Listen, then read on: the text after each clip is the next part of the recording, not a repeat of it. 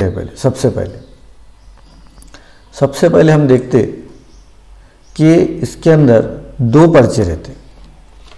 कितने पर? ये 2 पर्चे, पर्चा अव्वल, पर्चा दुआ। इस तरीके से ये 2 पर्चे हुए।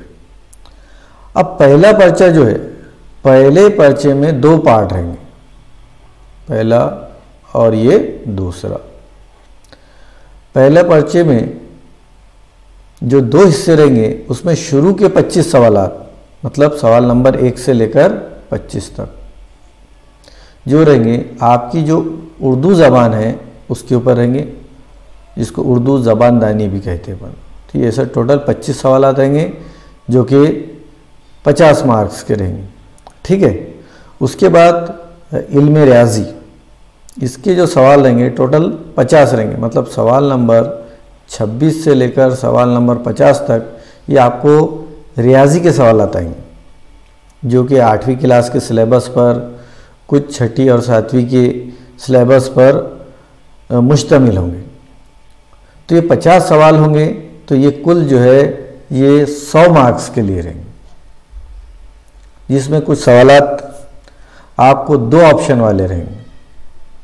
उसमें से जो 4 जो मुतबादिल रहेंगे, 4 मुतबादिल में से आपके 2 मुतबादिल सही रहेंगे।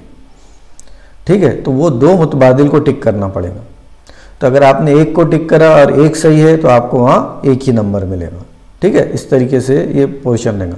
तो जो हमको पेपर फर्स्ट में कुल जो सवालात आने वाले हैं 75 आने वाले हैं, और जो कुल मार्क्स का पहला पेपर रहेगा वो रहेगा 150 मार्क्स का, 150 मार्क्स का।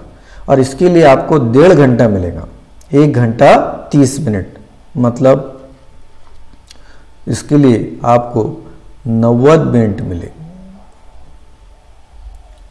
अब आपकी ये कोशिश होनी चाहिए कि कम से कम वक्फे में आप ये जो उर्दू ज़बानदानी है इसको हल कर ले, ये 25 सवालात हल कर ले।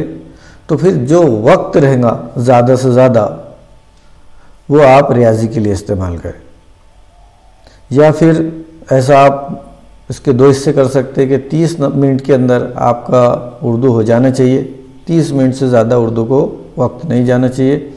और उसके बाद 60 मिनट जो है या 1 घंटा जो है बात का, वो कम से कम रियाजी के लिए इस्तेमाल होना चाहिए। ठीक है, ये एक पार्ट हुआ। दूसरा पेपर देखते हैं अपन। दूसरा पेपर है अंग्रेज़ी, इंग्लिश लैंग्वेज का। बिल्कुल ये भी वैसी रहेगा, 25 सवालात रहेंगे 50 मार्क्स के लिए। दूसरा रहेगा ज़हनी आजमाइश, 50 सवालात रहेंगे 100 मार्क्स के लिए। इसके भी टोटल सवालात जो रहेंगे वो रहेंगे 75, और ये भी कितने मार्क्स का रहेगा? 150 मार्क्स। तो इस तरीके से फर्स्ट पेपर आपका रहेगा 150 मार्क्स का, सेकंड पेपर आपका रहेगा 150 मार्क्स का। इस तरीके से टोटल जो पेपर रहेगा आपका वो रहेगा 300 मार्क्स का। उसके बाद इसमें 3 कैटेगरी आती रिजल्ट के टाइम। एक रहता फेल, दूसरा रहता पास, और तीसरा रहता स्कॉलरशिप होल्डर। ठीक है, तो आपको स्कॉलरशिप उसी वक्त मिलेंगी जब आप ये तीसरी कैटेगरी में आएंगे। सिर्फ पास होना काफ़ी नहीं है इसके अंदर, मतलब मेरिट लिस्ट के हिसाब से जो चंद बच्चे सिलेक्ट होंगे उनको ही स्कॉलरशिप दी जाएंगी। तो सबसे बड़ी बात, ये एग्ज़ाम आपको देना है, और इस एग्ज़ाम का मकसद सिर्फ स्कॉलरशिप मिलना ही नहीं है, बल्कि इससे आपको आगे चल के जो भी आप कॉम्पिटिटिव एग्ज़ाम देंगे, एमपीएससी देंगे, यूपीएससी देंगे, या 10वीं क्लास के अंदर भी बहुत सारे NTSE एक एग्ज़ाम होता, उसके अंदर भी इसकी तैयारी से आपको मदद मिलेंगी। 100% आपको उसकी तैयारी में ये एग्ज़ाम देने की वजह से मदद मिलेंगी। तो इसलिए कोशिश करना है कि हर बच्चे को ये एग्ज़ाम देना है। इसके बाद एक और एग्ज़ाम होता NMMS का, तो वो भी आप ज़रूर दीजिए।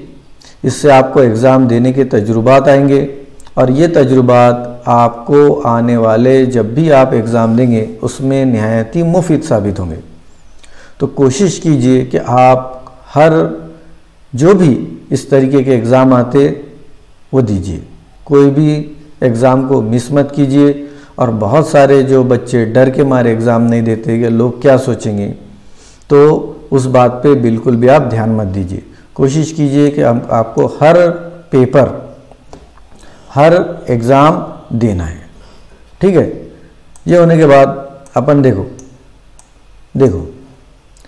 इसके बाद अहम बात जो है, प्री हाई स्कूल जो अभी जो आप जो एग्ज़ाम दे रहे हैं, 8वीं जमात के हर पर्चे में ज़्यादा 20% सवालात के मुताल्लिका जवाबात के 4 मुतबादिल में से 2 सही होंगे। मतलब इसमें से कुछ सवालात ऐसे होंगे जिनके 2 मुतबादिल सही होंगे। कितने मुतबादिल? 2 मुतबादिल। आपके जैसा अपन 2 मुतबादिल, जैसे कुछ के एक रहते, तो यहाँ पर कुछ सवालात ऐसे रहेंगे जिनके 2 ऑप्शन सही होंगे। उनको दोनों को ही मुंतखब करके भरना ज़रूरी होगा। अगर दोनों आप भरेंगे, दोनों दायरे अगर उनके बॉक्स कम भरेंगे, हाँ, तभी आपको 2 नंबर मिलेंगे। अगर आपने एक ही भरा तो आपको 1 ही नंबर दिया जाएगा। ये चीज़ का आपको ख्याल रखना है, ठीक है। आगे देखते हैं अपन, ये जो है ये पेपर 1, यहाँ पे हमको और डिटेल में समझाने की कोशिश की गई है कि पर्चा नंबर 1 उर्दू ज़बानदानी 50 मार्क के लिए आएगा, रियाजी 100 मार्क पर मुश्तमिल होगा। पर्चा नंबर 2 अंग्रेज़ी ज़बानदानी 50 मार्क, ज़हनी आजमाइश 50 मार्क पर मुश्तमिल होगा, ठीक है। इस तरीके से पेपर नंबर 1 अपन जो करने वाले हैं, जो पेपर नंबर 1 है उसमें का सिर्फ ये जो पार्ट है, कौन सा, ये पार्ट ही अपन इसके अंदर देखने वाले हैं। बुक नंबर 1 में, बुक नंबर 2, ऐसे 4 बुक है ये, और इसमें से हम बुक नंबर 2 जो है वो रियाजी का पार्ट ही देखने वाले हैं सिर्फ, ठीक है। बाकी के पार्ट आपको दूसरी जगह मिल जाएंगे। उसके बाद आगे देखिए, ये हिदायत है। ये हिदायत आपको अच्छे से करना है, ठीक है। देखो, अलग अलग 2 सवालिया पर्चे होते हैं, ये आपको बता दिया मैंने। हर पर्चे के लिए 150 मार्क्स और 1.5 घंटे का वक्त होगा। दोनों पर्चे एक ही दिन लिए जाएंगे, अलग अलग पर्चे होंगे नहीं, ठीक है। हर सवाल जो आएगा MCQ बेस आएगा, मतलब 4 मुतबादिल आएंगे और 4 में से आपको 1 सिलेक्ट करना है, कहीं कहीं 2 सिलेक्ट करना है, ठीक है। ऐसा आपको कि भाई ये सवाल है, इसको हल करो फिर जवाब दो, ऐसा इस टाइप के सवालात वहाँ पर नहीं आएंगे। उसके बाद देखो, हर पर्चे में तरतीबा 30% सवालात आसान क्या, बहुत ही ज़्यादा आसान होते हैं। ये जो सवालात होते हैं बहुत ही ज़्यादा आसान होते हैं, ये 30%। उसके बाद 40% जो सवालात होते हैं थोड़े मुश्किल होते हैं, लेकिन इनको भी अपन आसान की कैटेगरी में ही लेंगे, ज़्यादा मुश्किल होते नहीं। और ये जो 30% सवालात है ये थोड़े से चैलेंजिंग होते, जिसको आप थोड़ा भी लॉजिक लगा के आसानी से हल कर सकते। 30% सवालात मतलब अगर अपन रियाजी के 50 सवालात की बात करेंगे तो इसमें 15 सवालात आसान होंगे, 20 सवालात थोड़े से मुश्किल होंगे और 15 सवालात थोड़े कदरे मुश्किल होंगे, ठीक है। मतलब फिर भी 35 सवालात तकरीबन बहुत ज़्यादा आसान है। मतलब 100 में से 70 नंबर लेना आपके लिए बिल्कुल भी मुश्किल नहीं है, ठीक है। और ये उसूल है कि जो भी अपन पेपर हल करेंगे तो आसान सवालात पहले हल करो, ठीक है। आगे बढ़ते अपन।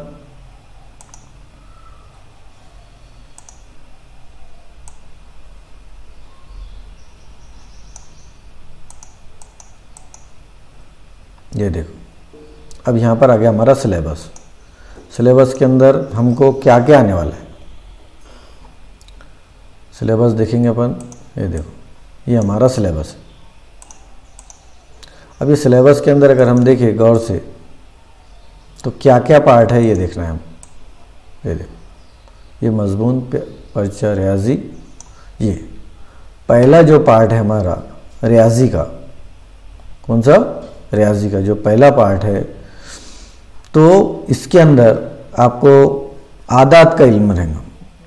जो पहला पार्ट रहेगा इसके अंदर आपको रहेगा आदात का इल्म। ये आदात का, अब आदात के इल्म में क्या रहेगा, तबई आदात रहेगा, मुकम्मल आदात रहेगा, सही आदात रहेंगे, नातिक आदात रहेंगे, गैर नातिक आदात और हकीकी आदात, ये पहले हिस्से में रहेंगे। उसके बाद नातिक आदाद और उन पर अमल, ये आपको 8वीं क्लास के अंदर भी है, और ये आदाद के इल्म के बारे में थोड़ा बहुत 6ठी 7वीं क्लास की बुक में मौजूद है। उसके बाद ये जो जुफ्त आदाद है, ताक आदाद, ताक मुफरद, जोड़ मुफरद, बाहम मुफरद, मुरक्कब आदाद, ये भी आपको 6ठी 7वीं क्लास के अंदर हो गया।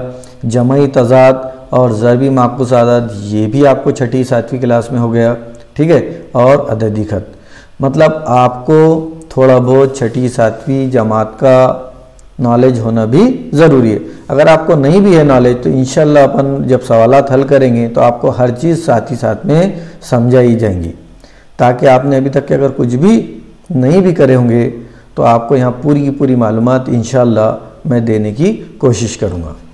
दूसरा पार्ट है, अब इसमें देखो ये जो है इसके अंदर आपको 3 सवाल रहेंगे, 3 क्वेश्चन रहेंगे जो कि कितने मार्क्स के रहेंगे, 6 नंबर के रहेंगे।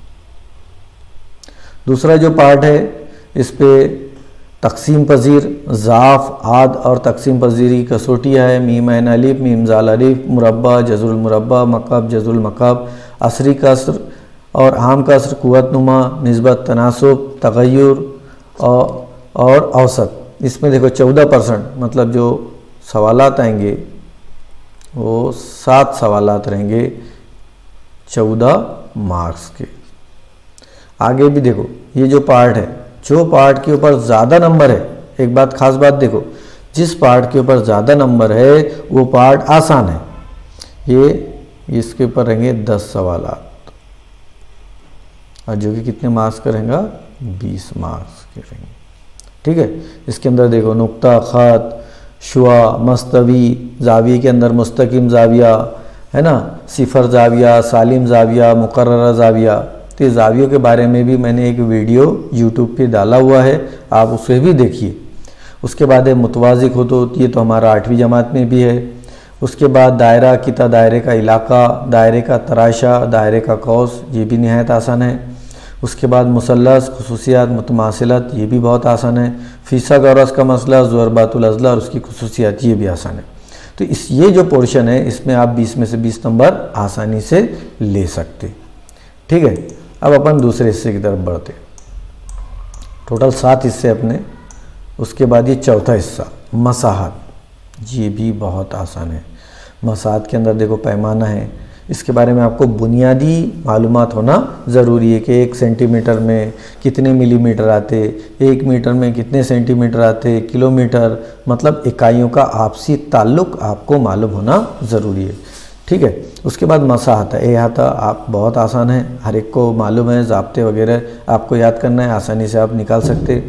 रकबा आसानी से आप निकाल सकते, हजम और सतह का रकबा आपको आसानी से निकाल सकते। तो ये 20% इसके ऊपर नंबर है, मतलब 10 सवालात ये पार्ट के ऊपर आने वाले हैं, कुल जो है 20 मार्क्स के लिए, ठीक है। फिर आगे शुमारियात है। शुमारियात में आमतौर पर ऐसा रहता कि तरसीम दी हुई रहती और तरसीम देख के नीचे सवालात के जवाब देने रहते, तो एक ही, तो ये 3 रहेंगे। तो ये भी बहुत आसान पार्ट है, इसमें से आप पूरे नंबर ले सकते, 6 मार्क्स। उसके बाद कारोबारी रियाजी है। कारोबारी रियाजी में आपको फ़ीसद, नफ़ा नुकसान आपने 6ठी 7वीं क्लास में पढ़े हुए हैं, और 8वीं क्लास के अंदर भी इससे रिलेटेड मटेरियल है, और हर चीज़ आपको आसानी से समझाई जाएंगी। तो इसलिए ये 8 सवालात रहेंगे कुल 16 मार्क्स के लिए। उसके बाद आखिरी जो हिस्सा है वो है अलजेब्रा।